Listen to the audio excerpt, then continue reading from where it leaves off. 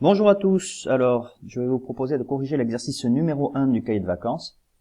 Donc il s'agissait de faire des opérations sur les fractions, que nous avions déjà vu en cours. Donc en fait ce dont il faut se souvenir, c'est que si l'on utilise l'addition ou la soustraction de fractions, on va tout mettre sous le même dénominateur, puis on fera les opérations au numérateur sans toucher au dénominateur.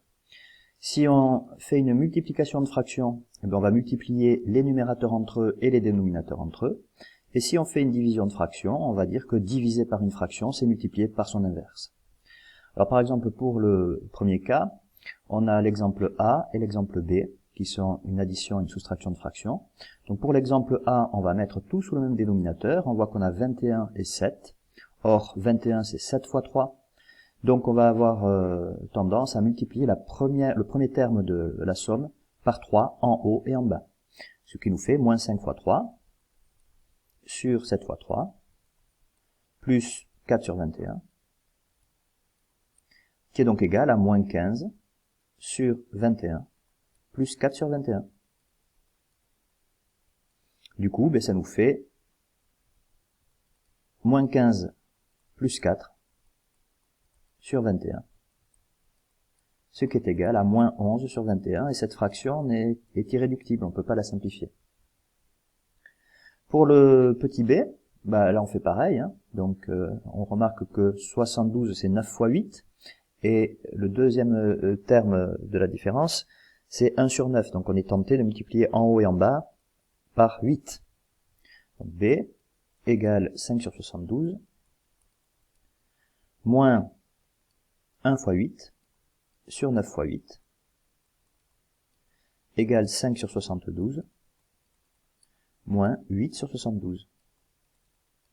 Ce qui nous fait 5 moins 8 sur 72, égale moins 3 sur 72. Alors maintenant, il faut regarder si cette fraction est réductible ou pas. Au dénominateur, on a 72.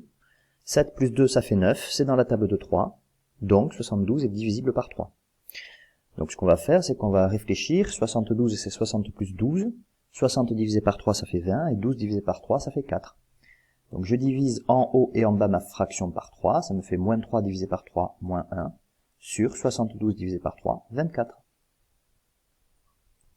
Nous allons maintenant passer à l'exercice C, la question C.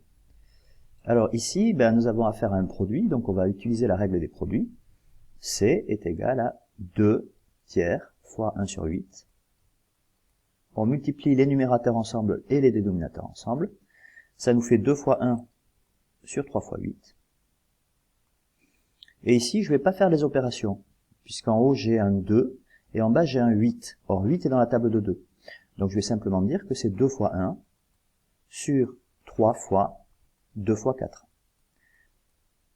Je simplifie directement par 2 en haut et en bas. Il me reste 1 sur 3 fois 4, ça fait 12.